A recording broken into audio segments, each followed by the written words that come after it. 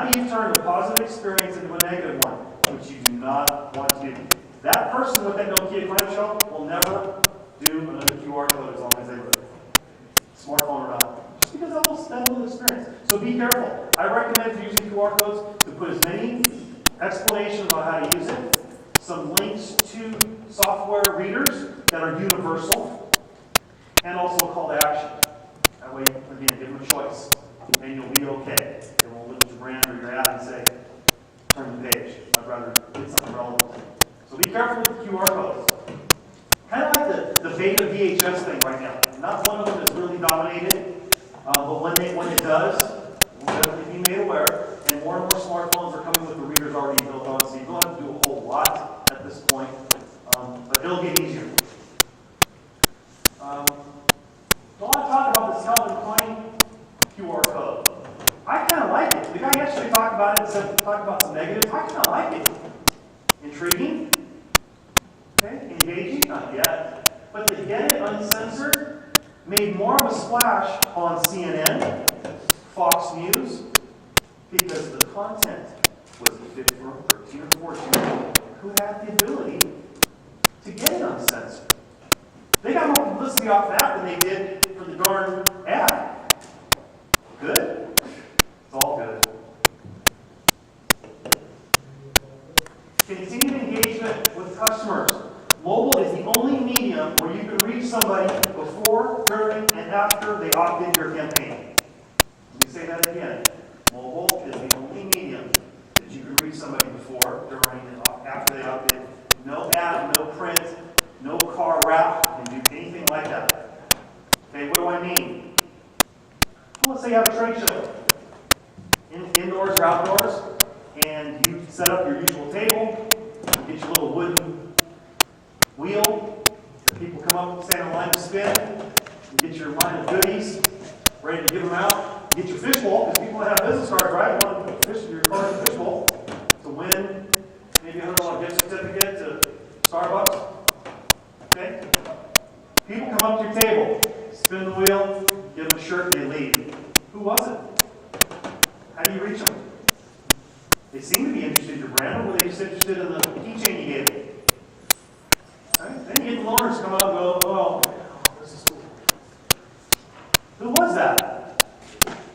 How do you reach them? Are they interested in your brand? Okay? Now, think about getting them to opt in. Forget the wheel. Okay? I'm giving away $100 gift certificate to Starbucks. Text the word "surf" to this number to win. Now you get people coming up, opting in for your promotional items, or not. They'll walk by. They'll say, $100 gift certificate to Starbucks. Sure. You didn't know who they were, but you have a way to reach them. Okay? Remember that fishbowl? You're giving away another prize, right? Instead of people putting the business cards in, they opt in your campaign. You now go to your PC and send a notice. We are giving away the $100 gift certificate to Starbucks. In 15 minutes, come back to booth number so-and-so or brand so-and-so to see if you won. Now you get them to come back to your booth. Question?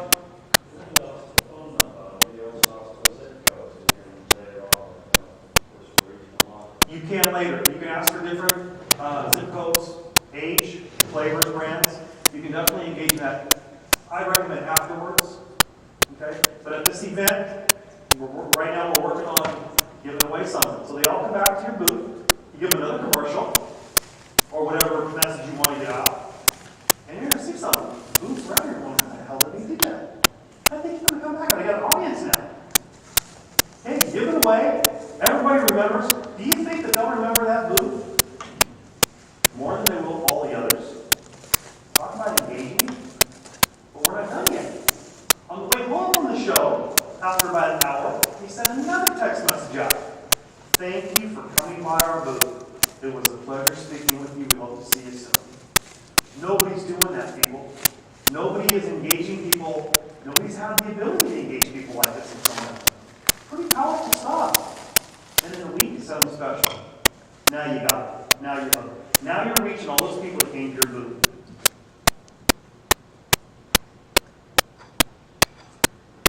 like to leave you with what I like to call the MAP principle with mobile. It's very measurable. By being able to ask questions, zip code, age, flavor, brand, by engaging in polls. The best use of this, American Idol. Okay, they ask you to text in your vote. They don't care who you vote for. They want your number. Have you seen that little thing of fine print? Tells about how they have the option, and what you're opting into, and what to expect from them. Okay? Favorite flavors, engaging, polls, different things to engage clients. People like that. Mobile marketing is affordable. Very affordable. Our most expensive package is $5,000. Of course, we've done $50. Custom packages all the way up to 20, 25 grand, but it's very, very affordable and an ongoing basis. Remember, the idea with mobile is to build a database. Number one, first and foremost, you can't do anything without a database. Okay, so the creativity comes into build it. Now you have the ability to send, invite people like the Swatch example. And it's very, very powerful. We've already demonstrated, everybody has a phone, it's always on. Always with us. If I leave for work one day and halfway down the street, I forget my wallet, gosh darn it. Well, do I really need it? Nah, I'm going to keep on going. If I forget my phone, I've already made U-turn to go back and get it. We cannot live without it. Okay? So why not use that tool to reach your demographic? Engage them. Very, very powerful medium. Anybody have any other questions? 2 minutes early. No questions. Question back there. I have a question.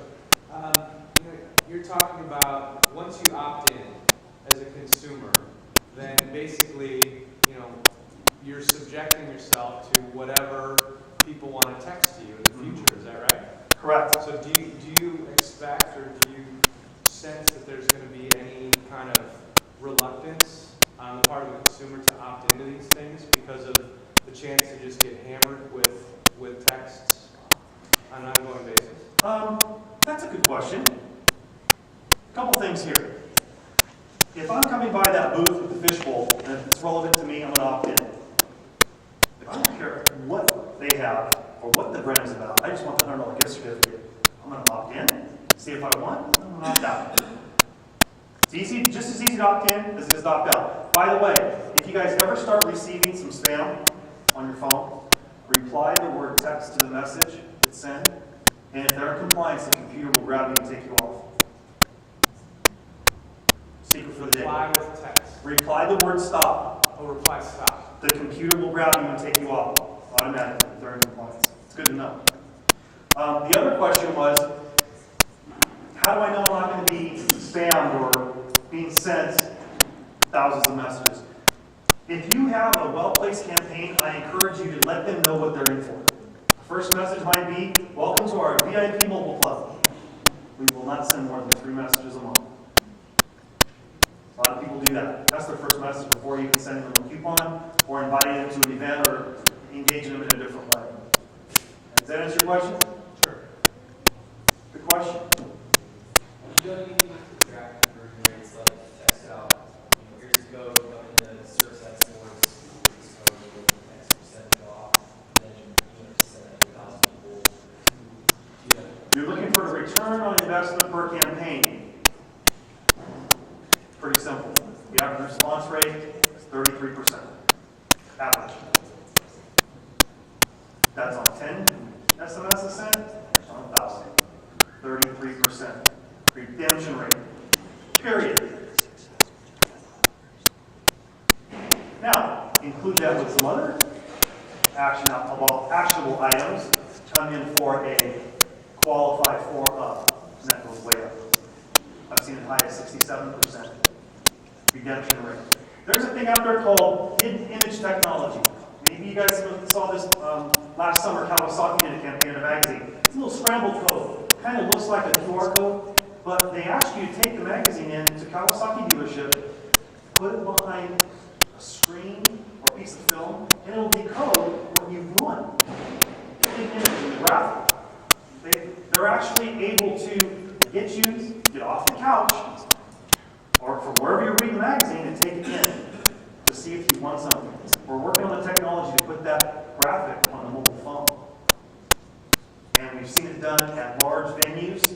at football games, soccer games, where they put on the big screen. You walk in, grab in your number, and you're sent a game piece. And on the way out, you get your phone, you put it behind a piece of film to see not if you won, but what you won. Usually it's so internet, it's digital, it's on the concessions. But the ability to get somebody to get up and physically react is huge with this meeting. Mike, you got a question? I have like 4 questions. Can you handle One at a time, please. One time. What about MMS messaging and sending out, visual messaging and letting the, do you know which phones the providers are allowing MMS? MMS, multi-messaging service. Different than SMS. SMS is characters. Easy. Every phone can receive them. Smartphones who can receive video will work with MMS. What a great medium. Well, the way we've been educated to get around that now is to send a link, because every smartphone has access and we're able to YouTube.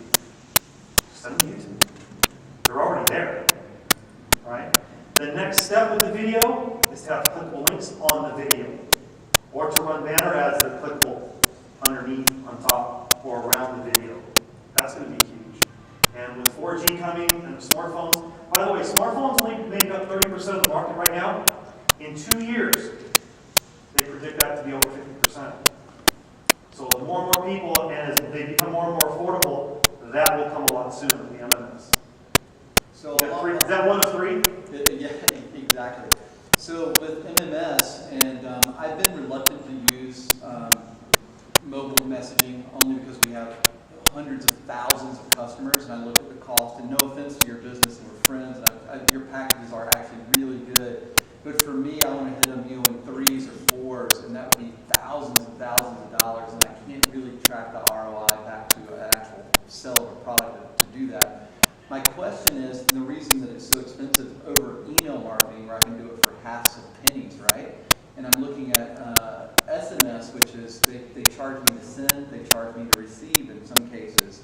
So I can be at almost a nickel per send in some cases on my SMS stuff, which is not affordable for me. So your last bullet, I go, that's not so, it's not affordable for me. With MMS and now looking at bandwidth and looking at just file size and megabytes, download megabytes is how they're now tracking. Do you see the cell phone services changing their plans and their how they're collecting revenues, because you're collecting on one end and on the other end, where some of them are just bandwidth for the end user? Do you see your business changing and You're right. dollars? Verizon was the first one to incorporate that, to initiate the idea of, hey, look, we get more and more bandwidth, more and more people need to use this, let's charge them. And to answer your question, we haven't changed our business model, the industry hasn't changed based on that, but we'll see after if it passes or not. It's going to come up against a lot of opposition, mostly us. Yeah, because I don't want somebody to send me an ad that I'm paying for. That's right, absolutely. Now, the first part of your question, you have 4 million numbers, and why send a message to every single one of them? Okay? My first recommendation is to break it up. Regions, areas, have different campaigns for each one. Okay, it does a couple different things. It'll separate the people who walked in from the east, because they're texting east of this number, west, text west of this number, south, north, whatever else you want to do, and then work different campaigns in each. What that'll also do is find out which campaign will work in which area, or which demographic. And you can measure that. Find out when they opt in. Find the people who double opt in. Opt in twice. They really wanted that $100 kids to, and such. And also, if you do all at once, you ready for the onslaught of business? Can your shop really handle that? Okay, because you're going to get 33%.